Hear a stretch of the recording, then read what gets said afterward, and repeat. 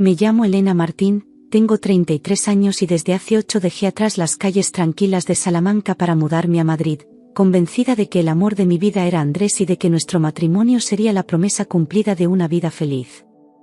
Él era atento, encantador y parecía tener todas las respuestas. Me enamoré con una fe ciega, de esas que no piden garantías.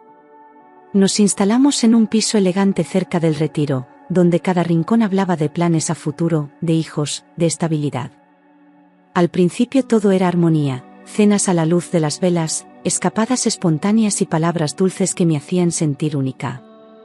Pero con el paso de los años, la rutina empezó a borrar lo que habíamos sido, y sin darme cuenta, dejé de reconocer al hombre con el que dormía. No sabía entonces que mi historia apenas estaba comenzando, y que el amor, cuando se pudre, puede convertirse en algo mucho más oscuro que el odio. Hace 6 meses, mi padre falleció tras una larga enfermedad que lo fue consumiendo poco a poco, y aunque el dolor me dejó vacía, tuve que tomar decisiones prácticas. Vendimos la vivienda familiar en Salamanca y, por ley, como hija única, heredé 165.000 euros limpios. Recuerdo que firmé los papeles con lágrimas en los ojos, sabiendo que aquel dinero era lo último que quedaba de él. Guardé el monto completo en una cuenta separada a mi nombre, sin imaginar que aquello marcaría un antes y un después en mi vida. Al llegar a casa y contárselo a Andrés, lo primero que dijo no fue «lo siento por tu padre», sino «ahora podremos arreglar la cocina». Esa frase fue la primera grieta que no quise ver. Andrés siempre repitió que el dinero era de los dos, como si nuestra unión justificara cualquier mezcla, aunque yo sabía perfectamente, porque lo había confirmado con un abogado, que la herencia no era ganancial, era solo mía por derecho. Pero él insistía con ese tono persuasivo que antes me seducía y ahora empezaba a inquietarme, como si no aceptar su idea fuese una traición. Al principio creí que era una confusión normal, una manera de hablar, pero cada vez que lo mencionaba, su rostro se endurecía. Empezó a hacer planes con mi dinero sin consultarme, reformas, inversiones, hasta un coche nuevo que yo nunca pedí. Y yo, por no pelear, callaba, hasta que ya no pude seguir ignorando las señales. Desde el día en que se confirmó la transferencia del dinero, su carácter cambió. Las bromas desaparecieron, y en su lugar llegaron los silencios largos, las miradas frías, los comentarios pasivo-agresivos que me hacían sentir culpable por todo. Se volvió más controlador, quería saber a qué hora salía, con quién hablaba, qué hacía con cada euro. Me criticaba por detalles mínimos, como si cualquier gesto mío fuera un ataque personal. Las discusiones se hicieron rutina, y cada noche sentía que dormía junto a un extraño que medía mis movimientos como si fuera su enemiga. Yo aún creía que podía recuperarlo, que era una crisis, no una advertencia. Un día, después de una pelea especialmente amarga por haber comprado unos libros sin consultarle, él propuso hacer una cena romántica para empezar de nuevo. Sugirió un restaurante elegante en la calle Alcalá, donde solíamos ir cuando éramos felices, y me habló con una ternura que no veía en meses. Dudé, claro que dudé, pero había algo en mí que aún quería creer que todo se podía arreglar si los dos poníamos de nuestra parte. Me puse mi vestido favorito, me maquillé como hacía tiempo no lo hacía, y salí con la esperanza de que aquella noche marcara un nuevo comienzo. No sabía que, en realidad, iba a ser el principio de mi huida. Acepté esa cena porque, pese a todo, aún me aferraba al recuerdo de lo que fuimos. Intentaba salvar lo poco que quedaba, como quien intenta tapar una grieta en una presa a punto de romperse. Caminamos hacia el restaurante en silencio, él con su sonrisa medida, yo fingiendo que no notaba la distancia entre nuestras manos. Al llegar, el camarero nos reconoció y nos condujo a una mesa junto a la ventana. Pedimos vino, hablamos del menú, todo con una cordialidad tensa, casi mecánica, como si ambos estuviéramos interpretando una escena escrita por otros. Pero yo ya presentía que algo no encajaba. Desde el primer minuto en la mesa, noté que Andrés estaba inquieto, como si esperara algo o a alguien. No me miraba a los ojos por más de unos segundos, y cada vez que su móvil vibraba, lo revisaba con urgencia, disimulando mal. Yo fingí no darme cuenta, pero el nudo en mi estómago crecía con cada mensaje que él respondía bajo la mesa. Me preguntaba si era el trabajo, como había empezado a sospechar, alguien más. La manera en que apartaba el móvil cuando yo intentaba mirar su pantalla me daba respuestas que aún no me atrevía a aceptar. Y entonces sonó otra vez.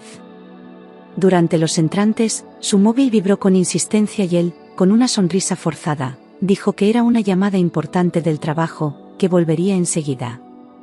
Se levantó sin esperar respuesta y salió apresurado hacia la terraza, llevándose el móvil pegado a la oreja como si le fuera la vida en ello. Me quedé sola, removiendo mi ensalada sin hambre, fingiendo tranquilidad. Observé a mi alrededor, tratando de no mirar la puerta por donde él había salido. Y fue entonces cuando la incomodidad se convirtió en algo mucho más oscuro. Sentí que alguien me observaba intensamente. Giré la cabeza y vi a una señora mayor sentada en la mesa de al lado, con el ceño fruncido y una mirada que iba de Andrés en la terraza hacia mí, como si conectara algo que yo aún no veía. Pensé que quizás me confundía con otra persona o que simplemente le llamaba la atención que estuviera sola, pero su expresión no era de simple curiosidad. Era algo más profundo, más urgente. Bajó la vista cuando notó que la miraba, pero sus ojos no podían esconder lo que su rostro ya había dicho. Había preocupación real, como si supiera algo que yo no sabía. Y entonces empezó a moverse. Al principio, intenté ignorarla, convencida de que era solo una coincidencia, una señora entrometida. Pero ella seguía mirándome, y en sus ojos había una mezcla de miedo y decisión que me puso la piel de gallina. Me sonrió débilmente, como si quisiera tranquilizarme, pero su rostro no dejaba de temblar. Me incliné hacia el plato, incómoda, pero cuando volví a mirarla, ella ya se había levantado, apoyando las manos en el borde de mi mesa. En ese instante, algo cambió en el ambiente, como si el tiempo se detuviera un segundo. Y supe que no estaba imaginando nada. Con movimientos lentos pero decididos, la señora se inclinó hacia mí, con disimulo, deslizó un billete de 20 euros en mi mano cerrada. Sentí un escalofrío inmediato, no por el dinero, sino por la forma en que lo hizo, como quien entrega una llave para escapar. Me miró fijamente y, con una voz apenas audible, susurró: «Salga rápido. Llame a un taxi. No vuelva a su mesa. Váyase por la ventana del baño». Mi cuerpo se paralizó y por un segundo creí que era una broma. Pero en sus ojos había urgencia, y algo en su tono no dejaba lugar a dudas. Mi corazón comenzó a latir con fuerza. Con las manos temblorosas, la señora me dejó el billete en la palma como si fuera un mensaje cifrado, y antes de que pudiera reaccionar, volvió a sentarse fingiendo normalidad. Miré a mi alrededor buscando una cámara oculta, una broma, una explicación lógica, pero todo seguía igual, salvo mi respiración, que ya era agitada. El papel arrugado en mi mano quemaba como si llevara una advertencia. Quise devolverlo, pedirle que explicara qué pasaba, pero su mirada me lo impidió. Había algo tan serio en sus ojos que me paralizó. Susurró de nuevo, sin moverse mucho: «Salga rápido. Llame a un taxi. No vuelva a su mesa. Váyase por la ventana del baño». Las palabras entraron como un cuchillo, lentas pero certeras, mientras mi cerebro intentaba encontrar sentido a lo que estaba escuchando. Pensé que tal vez me estaba confundiendo con otra persona, o que tenía problemas mentales, pero algo dentro de mí gritaba que la creyera. El tono de su voz no era de alguien que duda, era de quien ha vivido el miedo. Empecé a sudar frío y sentí como el corazón me golpeaba las costillas. Me quedé en shock, inmóvil, mirando la servilleta arrugada como si pudiera responder por mí, deseando que alguien interrumpiera ese momento para devolverme al mundo real. Esto no puede estar pasando, pensé, intentando convencerme de que todo era una mala interpretación. Pero cada fibra de mi cuerpo me decía lo contrario, que esa mujer no estaba loca, que no se había equivocado. Quise hablarle, preguntarle más, pero no podía mover los labios. El miedo ya se había sentado conmigo a la mesa. La señora negó con firmeza, sin dejar de mirarme, como si supiera exactamente lo que hacía y no tuviera dudas sobre lo que me estaba advirtiendo. No era una expresión de histeria, ni de exageración, era la certeza de alguien que ha visto demasiado. Apretó los labios y movió la cabeza despacio, transmitiendo un mensaje silencioso que me perforó el pecho. En ese instante, ya no era solo sospecha, era miedo puro. Algo estaba mal, muy mal. Y ella lo sabía. Miré hacia la terraza, aún intentando mantener la calma, y ahí estaba Andrés, con el teléfono en la oreja y una sonrisa que no era de trabajo, no era para mí, no era la de un hombre preocupado. Era una sonrisa cómoda, íntima, como la que se comparte con alguien con quien se tiene un secreto. Me incliné un poco y lo vi mover los labios con naturalidad, ajeno a todo lo que estaba ocurriendo dentro del restaurante. Y entonces, la vi a ella. Al fondo de la terraza, una figura conocida que me provocó un vuelco en el estómago. Era Laura. Su compañera de oficina. La misma a la que nunca tragué del todo, la que se reía demasiado alto en sus reuniones, la que siempre tenía alguna excusa para enviarle mensajes fuera del horario laboral. Estaba ahí, en el mismo lugar, mirándolo con atención, como si esperara algo. Me fijé mejor, no estaban juntos, pero sí conectados. Sus ojos iban de él al interior del local, y en un segundo su mirada se cruzó con la mía. Sonrió. No fue una sonrisa amable.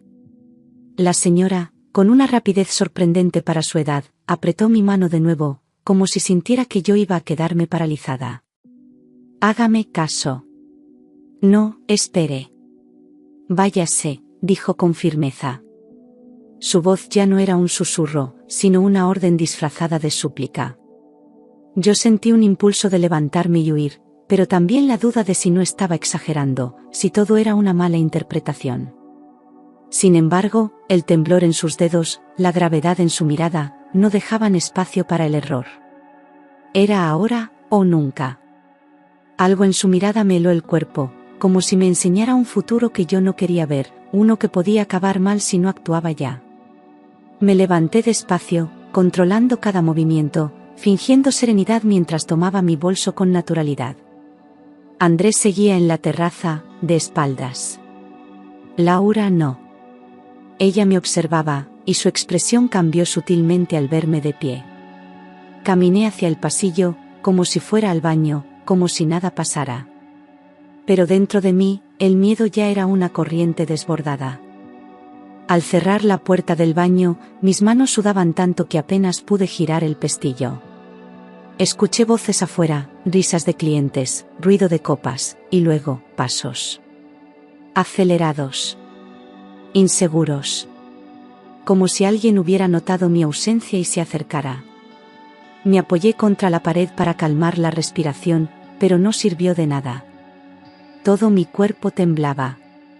Estaba encerrada en un baño de restaurante, sin saber si la amenaza era real, o si acababa de escapar de algo que no alcanzaba a comprender. Subí a un cubículo tan rápido como pude, cerrando el pestillo con un clic que me pareció demasiado ruidoso, y me quedé de pie sobre la tapa del váter para que no vieran mis pies, conteniendo la respiración mientras los pasos se acercaban. El silencio del baño se volvió insoportable, apenas roto por el eco de mi pulso desbocado. Intenté pensar con claridad, pero el miedo me nublaba cualquier razonamiento. Sabía que Andrés se enfadaría al verme desaparecer de la mesa, pero esto no era un simple enfado. Había algo más, algo que no lograba descifrar. Reconocí la voz de Andrés entrando en el baño, tensa y agitada, diciendo, ¿dónde está? Entró aquí, y mis piernas casi flaquean al oírlo tan cerca, con un tono que jamás le había escuchado usar conmigo. No era preocupación, era urgencia, casi desesperación. Me cubrí la boca con ambas manos para no hacer ruido, sintiendo como el aire se atascaba en los pulmones. Él empujó una puerta, luego otra, mientras contenía la respiración esperando que apareciera. Yo sabía que si revisaba la tercera, me encontraría. Entonces escuché una voz femenina respondiéndole desde la entrada, tranquilo. No tardará. Ten preparado lo que dijimos, y esas palabras atravesaron el cubículo como un golpe seco, encajando piezas que yo no quería comprender. La voz era fría, segura, como si aquel plan estuviera perfectamente ensayado. Andrés murmuró algo ininteligible, y su respiración era tan cercana que temí que escuchara la mía. Me apoyé en la pared del cubículo para no caer. Era evidente que no se trataba de una discusión de celos. Era otra cosa, esa voz era la de Laura, inequívoca, con ese tono calculado que siempre había ocultado detrás de sonrisas amables, y saberla tan cerca me provocó un vértigo que casi me hizo perder el equilibrio. La imaginé cruzándose de brazos, controlando la situación, como si esto fuera un trámite. Me pregunté cuántas veces habían hablado de mí a mis espaldas, cuántas decisiones habían tomado sin que yo lo sospechara. Sentí rabia mezclada con terror.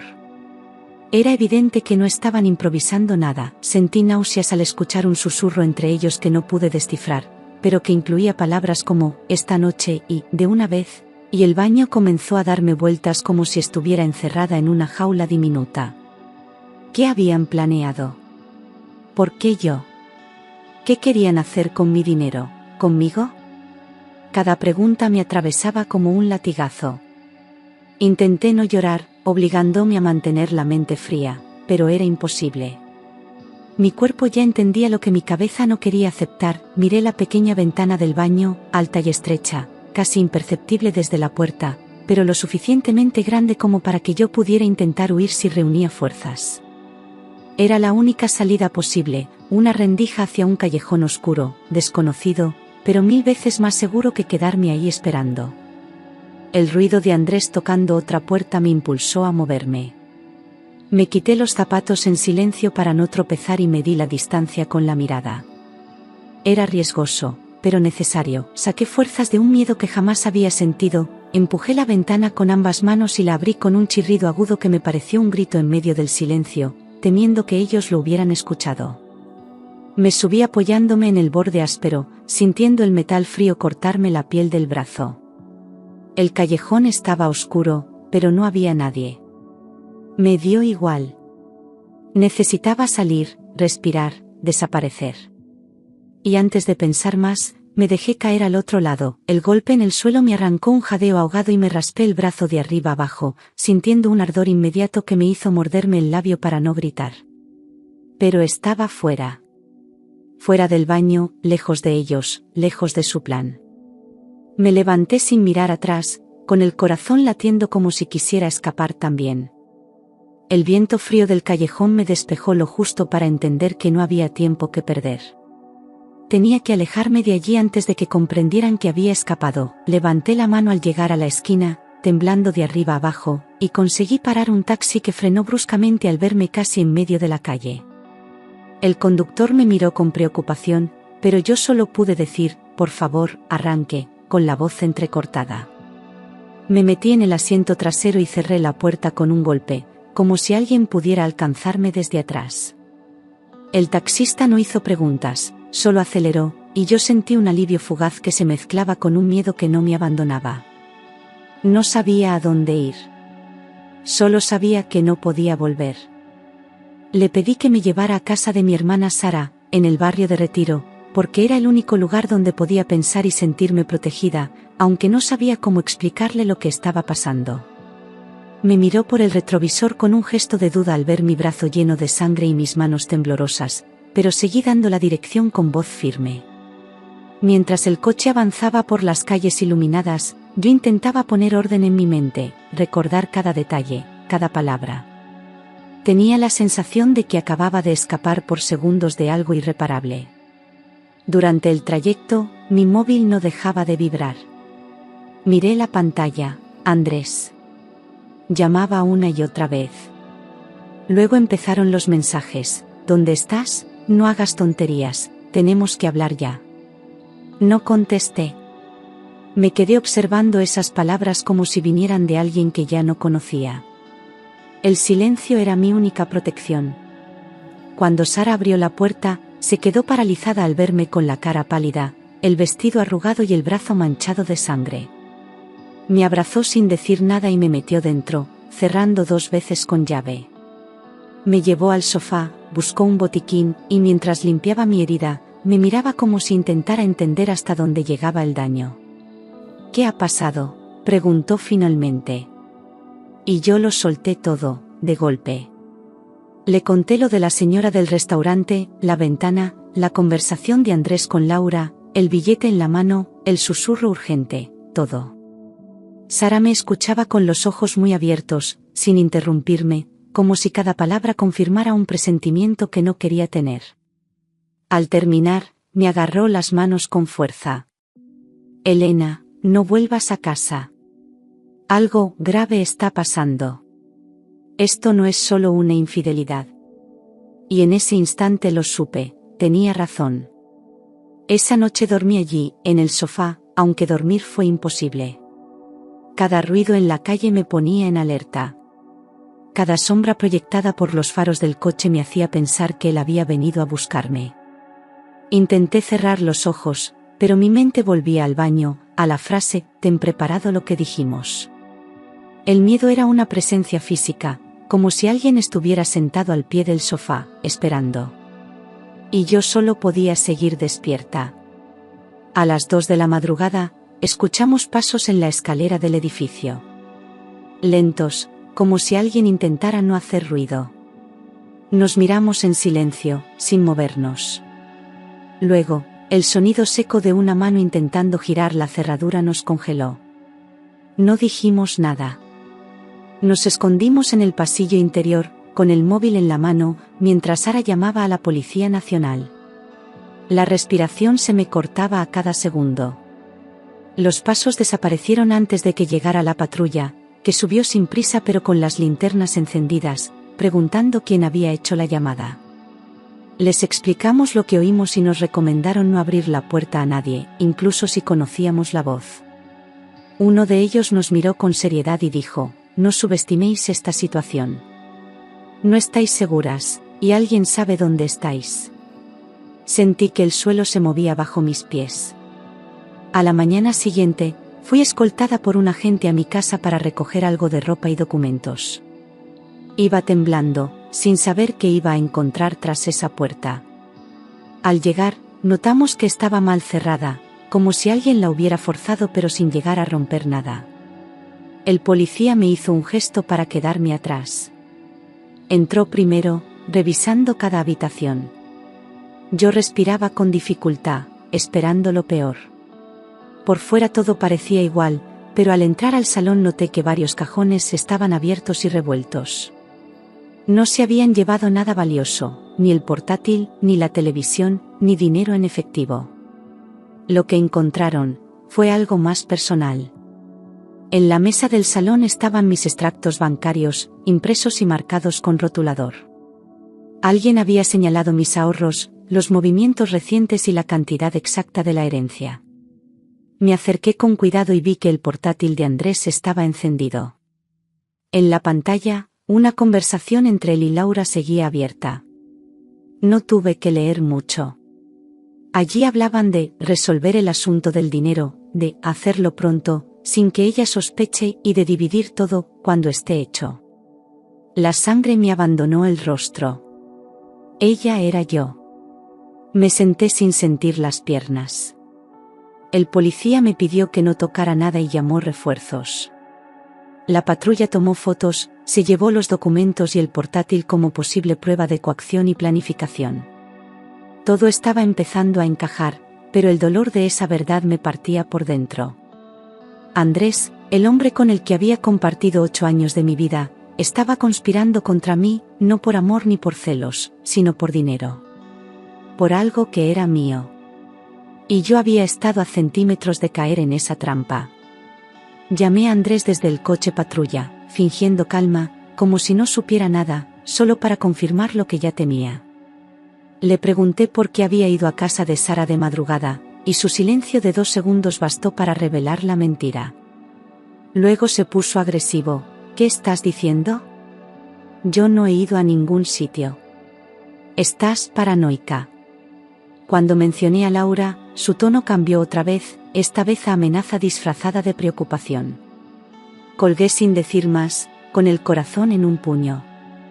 La policía me aconsejó no volver a contestar sus llamadas, ni responder a ningún mensaje. Me explicaron que, a partir de ese momento, cada contacto debía quedar registrado como parte de la investigación. Agradecí su ayuda, pero por dentro me sentía devastada, como si mi mundo se hubiera roto en pedazos demasiado pequeños para volver a juntar. Ya no era solo traición, era peligro real. Andrés no era quien yo pensaba. Nunca lo había sido. Volví al restaurante, intentando encontrar a la señora que me había alertado. Quería agradecerle, entender cómo sabía lo que estaba a punto de pasar, y por qué había decidido ayudarme sin conocerme. El gerente me atendió con amabilidad y me dijo que ella solía ir todos los jueves por la tarde, que era del barrio y conocía a muchos. Pregunté si podía darme su nombre o algún dato, pero no quiso comprometerse. Es muy discreta, dijo. Pero buena persona, siempre lo ha sido. Hablé con una camarera joven que recordaba la noche en que todo ocurrió. Le pregunté si había visto algo extraño, algo fuera de lugar entre Andrés y la otra mujer. Me miró con duda al principio, pero luego se acercó más y bajó la voz. Su marido estaba discutiendo con la otra mujer. Ella le decía que se diera prisa antes de que usted volviera. Sentí que el corazón se me caía al suelo. No lo imaginé. Había un plan. Y yo estaba justo en el centro. Mis piernas temblaban. Aquella frase lo confirmaba todo. No se trataba de celos, ni de una historia paralela. Era premeditación, presión, manipulación. La camarera no sabía más, pero su testimonio encajaba con todo lo que había vivido. Me despedí con gratitud, caminando con la mente nublada. Ahora sabía que la cena había sido una trampa disfrazada de reconciliación. Una escena montada para que yo bajara la guardia. Al día siguiente, recibí una llamada de un número privado. Dudé en contestar, pero algo me empujó a hacerlo. Era ella, la señora del restaurante. Su voz era pausada, pero firme, y no necesitó presentarse. Vi a su marido hablando de que usted no duraría mucho. Me recordó algo que viví, y no podía quedarme callada. La garganta se me cerró. Esa frase me acompañaría durante mucho tiempo. No duraría mucho. ¿Qué habrían planeado realmente? Hablamos durante varios minutos. Me dijo que había perdido a alguien cercano por confiar en la persona equivocada. Tenía el mismo brillo en los ojos que su marido, me dijo. Me confesó que al ver la forma en que él la miraba desde la terraza, y la frialdad con que hablaba con la otra mujer, supo que algo no estaba bien. No me perdonaría si no hacía nada, concluyó. Yo apenas podía hablar. Esa desconocida me había salvado la vida. Fui directamente a la comisaría para informar de todo. Entregué los mensajes, conté la llamada, mencioné la testigo anónima y pedí que tomaran su declaración si lograban localizarla. La policía escuchó todo con atención, y me aseguraron que abrirían una investigación formal contra Andrés y Laura. Coacción, acceso indebido a mis datos bancarios y posible planificación de agresión. Las palabras daban miedo. Pero era peor el silencio de antes. Andrés fue citado a declarar. En su primera versión, negó todo, pero cayó en contradicciones al ser confrontado con los movimientos de su portátil y las marcas en los extractos. Dijo que quería ayudarme a organizar mis cuentas y que todo había sido un malentendido entre parejas. Los agentes no creyeron una palabra. Sabían que había más, y yo también. Aquel hombre que yo amaba ya no existía. O quizás nunca había existido. Laura también fue citada. Intentó desvincularse de todo, negando incluso su presencia aquella noche en el restaurante. Pero las cámaras del local y los mensajes guardados en el ordenador la dejaron sin salida. En las conversaciones aparecían frases como, ya está lista para caer y, después de esto, desaparecemos. Cuando la enfrentaron con las pruebas, se quedó en silencio. Por primera vez, mostró miedo. Yo solo quería justicia. Me concedieron una medida cautelar que prohibía a Andrés acercarse a mí o contactarme por ningún medio. Cuando recibí la notificación oficial, sentí por primera vez en semanas una pequeña chispa de alivio, como si el Estado me dijera, no estás sola. Aún así, el miedo no desapareció. Sabía que una orden no cambia de repente el corazón de alguien que ha cruzado esa línea. Pero era un escudo. Uno frágil, sí, pero necesario. Me mudé temporalmente con Sara mientras el proceso seguía su curso. Transformamos su salón en mi refugio, con un colchón en el suelo y las ventanas siempre cerradas. Ella cambió turnos en el trabajo para no dejarme sola, y aunque intentaba mostrarse fuerte, sus ojos siempre estaban atentos a cada sonido del edificio. Vivíamos en alerta constante, como si en cualquier momento el pasado pudiera derribar la puerta. La calma se convirtió en un lujo lejano. Hoy sigo asustada, con pesadillas que me despiertan empapada en sudor y escenas que no se borran ni cerrando los ojos. Pero estoy viva. Estoy aquí. Y sé que esa señora, esa desconocida con un billete en la mano y un susurro en la garganta, me salvó de algo que no quiero imaginar cómo habría terminado. Nunca supe su nombre, pero siempre recordaré su voz. Su advertencia fue la línea entre seguir respirando o desaparecer. Desde entonces, miro a las personas con otros ojos. Ya no doy por hecho el cariño, ni la lealtad, ni el amor. Aprendí que la confianza es un hilo delicado, y que incluso alguien que duerme contigo puede ser capaz de traicionarte en silencio durante años. A veces me pregunto cuántas señales ignoré, cuántas veces me miré al espejo y no quise ver lo que ya sabía. Pero no me castigo. Sobreviví. Eso es lo que importa.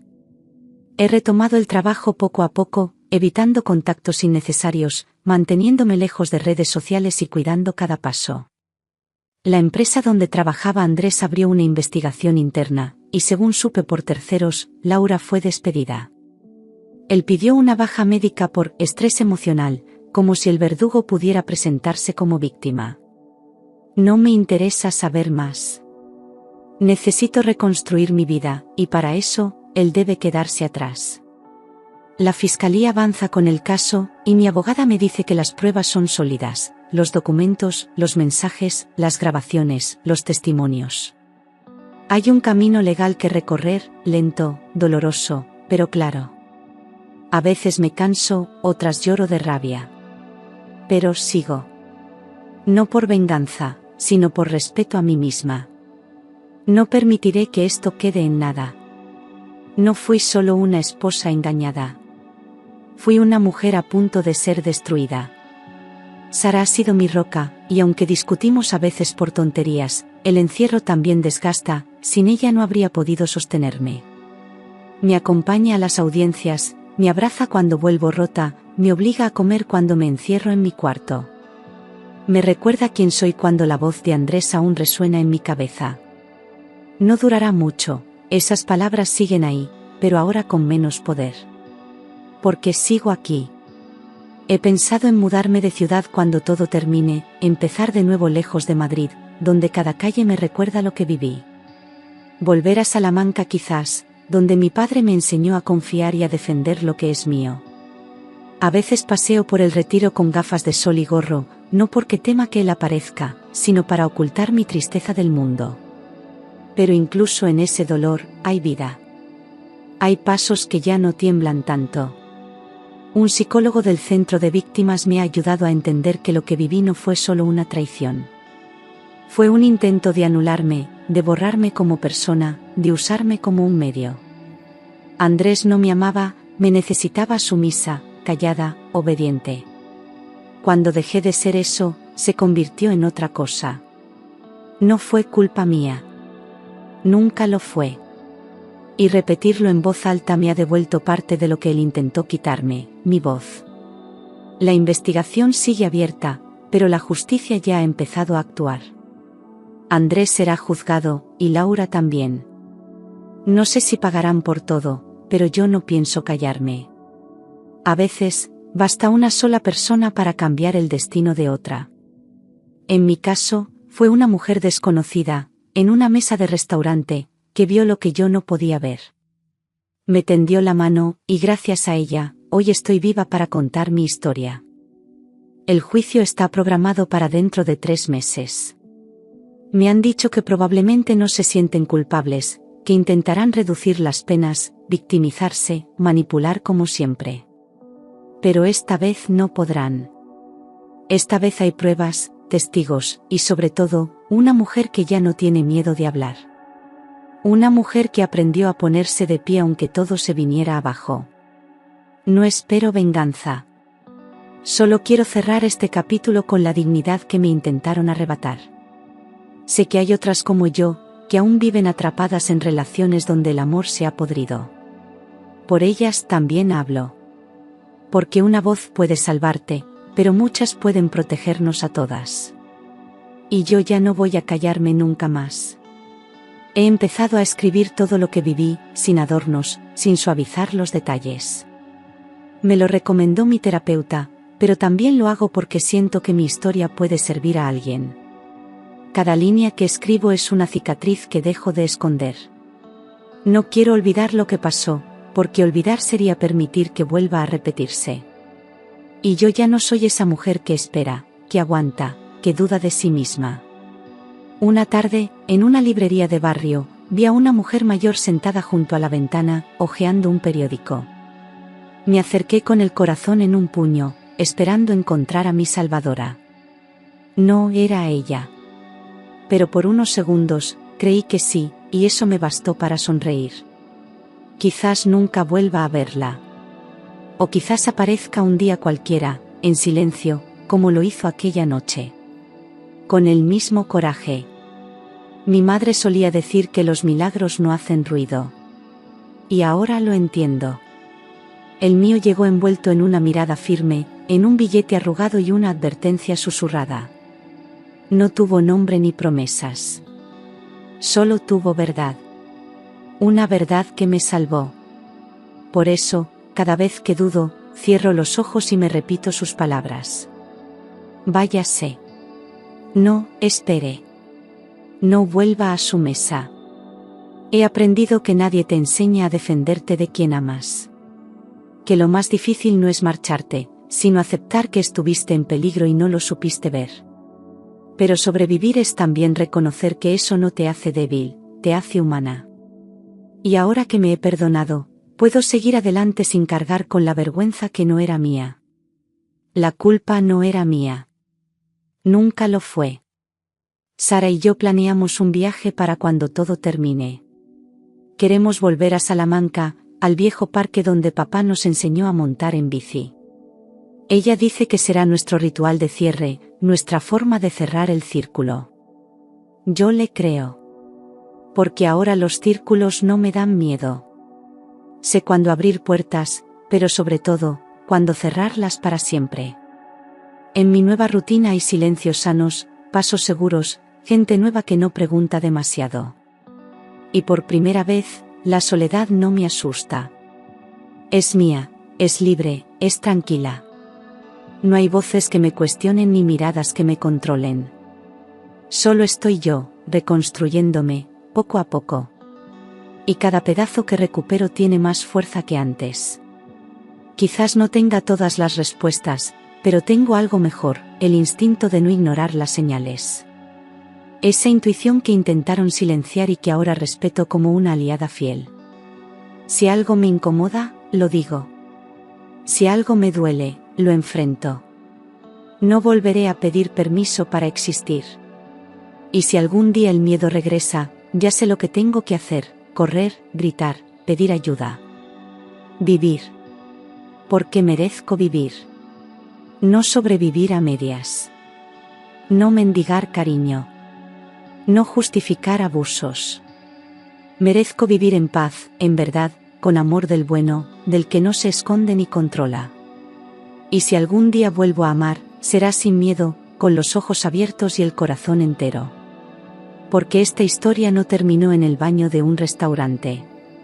Esta historia, mi historia, empieza ahora.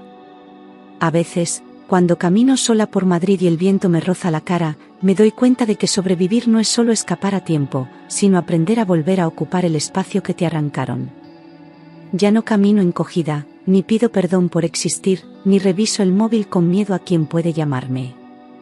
Camino erguida, con un paso que antes no tenía, uno que sabe que estuvo a punto de desaparecer y aún así se negó a rendirse. Y en ese simple gesto, encuentro una forma nueva de libertad. He pensado muchas veces en escribirle una carta a esa mujer del restaurante, aunque no sepa su nombre ni dónde encontrarla. Una carta que diga gracias, pero también que su gesto cambió mi destino de una manera que nunca podré explicar con suficiente justicia. Porque salvar una vida no siempre es sacar a alguien de un incendio, a veces es mirar a una desconocida y decirle la verdad que nadie más se atreve a pronunciar. Y ojalá algún día pueda decírselo en persona, que su valentía me regaló una segunda oportunidad. Y ahora, mientras me preparo para declarar en el juicio, respiro hondo y siento algo que creía perdido: serenidad. No sé qué decidirá el tribunal, ni cuánto tiempo tardará todo en resolverse, pero ya no estoy paralizada por el miedo. Porque entiendo que la justicia no es solo una sentencia, sino recuperar la voz, la vida y el futuro que alguien intentó arrebatarme. Y aunque ese capítulo oscuro siempre forme parte de mi historia, sé que ya no me define. Lo que me define es haber vuelto a existir.